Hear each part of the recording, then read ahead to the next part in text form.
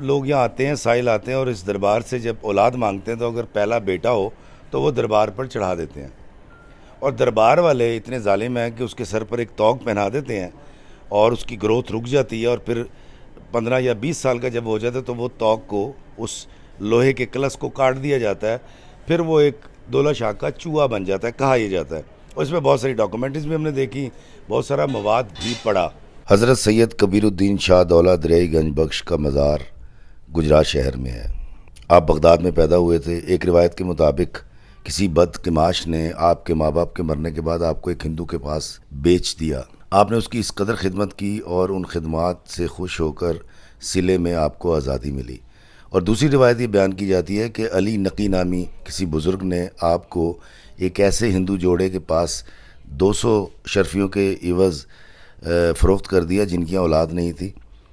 وہ آپ سے دن رات کام کرواتے، مشقت لیتے، لیکن کیونکہ اللہ تعالیٰ نے بچپن سے آپ کی زبان میں تاثیر رکھی تھی، آپ جو دعا فرماتے تھے وہ پوری ہو جایا کرتی تھی، اور جب سرکار کی زبان کا یہ اثر اس ہندو جوڑے کے سامنے آیا تو انہوں نے نہ صرف معافی مانگی بلکہ آپ کو آزاد کر دیا۔ پھر آپ سیالکوٹ تشریف لائے اور یہاں سید سرمست سیالکوٹی کی بیعت کی۔ شاہ دولہ سرکار کے حوالے سے ان کی زبان، ان کی دعا یا ان کے عمل کے حوالے سے بہت سارے قصے اور کرامات کتابوں میں بھی درج ہیں اور سینہ بہ سینہ بیان بھی کی جاتی ہیں، جو کہ میں آئندہ کسی ویڈیو میں بتاؤں گا۔ لیکن آج کا یہ ویڈیو بنانے کا مقصد ہے کہ شاہ دولہ کے چوہے جن کو اس مزار کے ساتھ منسوب کیا جاتا ہے ان کی حقیقت کیا ہے، اس پر سے پردہ ہٹایا جائے اور یہ بات جانی جائے، اس کی پڑتال کی جائے کہ کیا واقعی شاہ دولہ کے چوہے اس مزار سے جو منسوب کیے جاتے ہیں وہ کہانی سچی ہے یا جھوٹی۔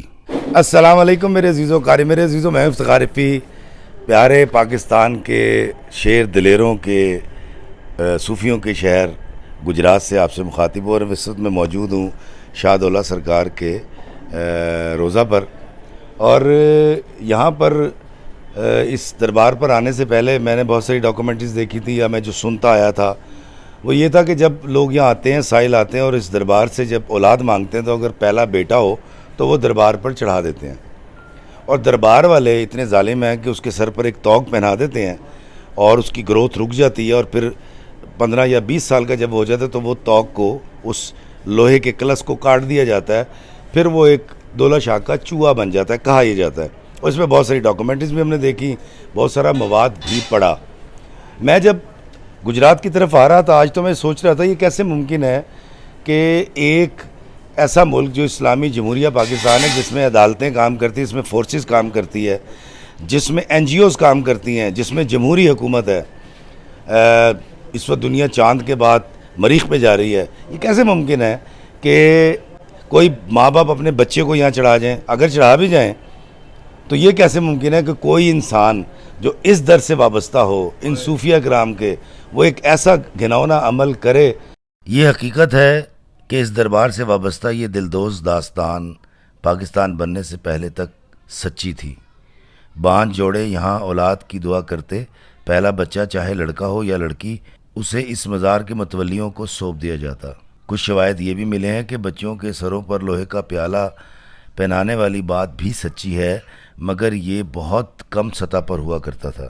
پھر 1912 میں انگریز سرکار کو جب شکایت ملی تو انہوں نے شاہ دولہ کے چوہے بنانے والوں کے خلاف ایک گرینڈ آپریشن کیا اور ان لوگوں کو سخت سزائیں دی گئیں، یہ بھی تاریخ میں موجود ہے۔ پھر یہ کام پاکستان بننے سے پہلے چھپ چھپ کر چھوٹے پیمانے پر کیا جانے لگا، جس کا ثبوت سعادت حسن منٹو کا افسانہ شاہ دولہ کا چوہا سے ملتا ہے، جس میں ایک بانج سلیمہ نے اس دربار پر دعا کی تھی اور پہلا بیٹا ہوا تھا۔ نہ چاہتے ہوئے سلیمہ نے وہ اپنا بیٹا جس کا نام نجیب تھا شاہ دولہ کے مزار پر چڑھا دیا تھا۔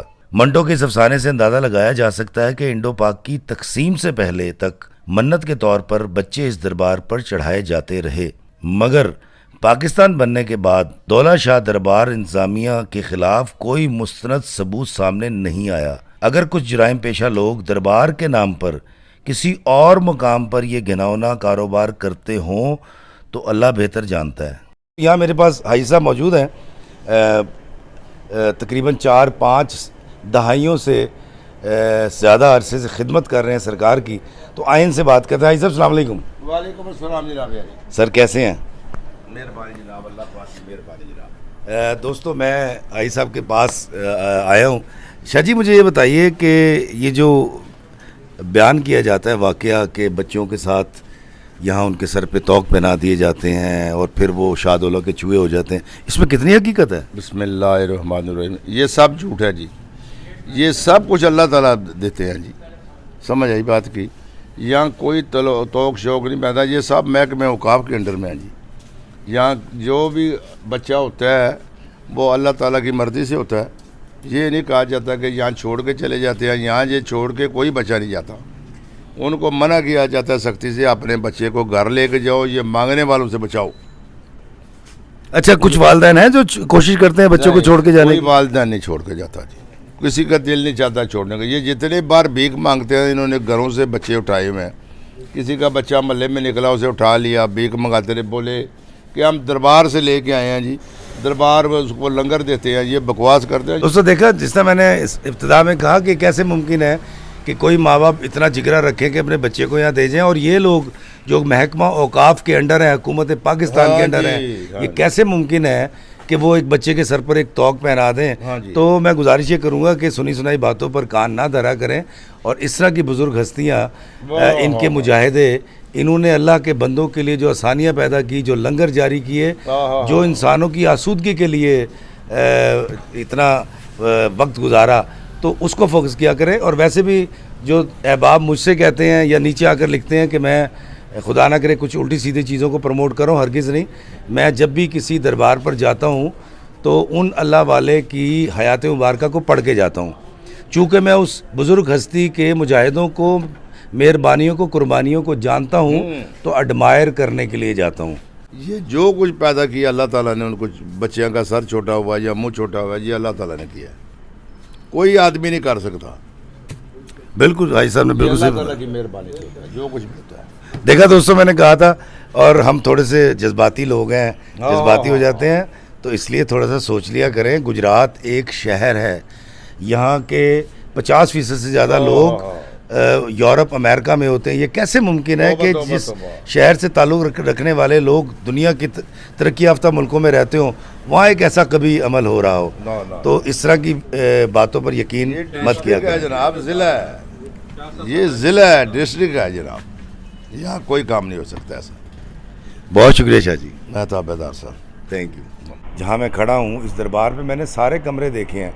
वो जो दौलत शाह के चूहों के बारे में कहा जाता है कि जी वो फिर यहाँ आते हैं मज़ार के अंदर, और फिर जब उनके मरने का वक्त होता है तो एक कमरे में जाते हैं और गायब हो जाते हैं। मैंने पूरा मज़ार देखा है, एक एक कमरे में गया हूँ, यहाँ कोई ऐसा कमरा नहीं है। और मैंने यहाँ के रहने वालों से भी पूछा तो ये महज एक इल्ज़ाम है इस दरबार पे। यहाँ ऐसा कोई काम नहीं होता कि शाहदौला के चूहे आते हों और यहाँ किसी कमरे में जाते हों और गायब हो जाते हों। अब सवाल ये पैदा होता है कि शाहदौला के चूहे कहलाने वाले बच्चे फिर ऐसे होते क्यों हैं? इस तरह के स्पेशल बच्चे जिनके सर छोटे होते हैं और वो सोचने समझने की सलाहियत से महरूम होते हैं, जिनके मुंह से रालें टपकती हैं और वो मुंह से अजीब व गरीब आवाज़ें निकालते हैं और मुख्तलिफ़ हरकत करते हैं, जिनसे कुछ अकल के पूरे दुआएं करवाते हैं, ये बच्चे आते कहाँ से हैं या ऐसे क्यों होते हैं? तो गुजारिश है कि ऐसे बच्चे जिनकी ग्रोथ मुकम्मल नहीं होती, सिर्फ पाकिस्तान में नहीं पूरी दुनिया में पैदा होते हैं, वहाँ भी जहाँ शाहदौला का मज़ार नहीं है। आप जानकर हैरान होंगे कि ऐसे बच्चे America, Europe, Africa, UK, Australia समेत पूरी दुनिया में पैदा होते हैं। और इसकी साइंटिफिक रीज़न सरों पर लोहे का तोक पहनाना नहीं है, बल्कि ये एक बीमारी है जिसका नाम माइक्रोसेफली है, जिसकी वजह से ऐसे बच्चे पैदा होते हैं। और ये बीमारी बच्चे में माँ के पेट से दाखिल होती है और उस वक्त पैदा होती है जब हामला औरत के खून में ज़ीका वायरस शामिल हो जाए। ये वायरस हामला औरत के खून में शामिल होकर पैदा होने वाले बच्चे की ग्रोथ रोक देता है। ज़ीका वायरस एक ख़ास मच्छर के काटने से औरत के जिस्म में दाखिल होता है और फिर बच्चा माजूर पैदा होता है। ज़ीका वायरस की वजह से दुनिया भर में ऐसे बच्चे पैदा होते हैं जो माइक्रोसेफली बीमारी का शिकार होते हैं, जिनको कुछ कमज़ोर अकीदा के लोग अल्लाह का मुकर्रब जानकर उनसे दुआएं करवाते हैं। अगर इन बच्चों की दुआएं इतनी ही मुस्तजाब होती تو سب سے پہلے یہ بچے اپنے لیے دعا کرتے اور تندرست ہو جاتے۔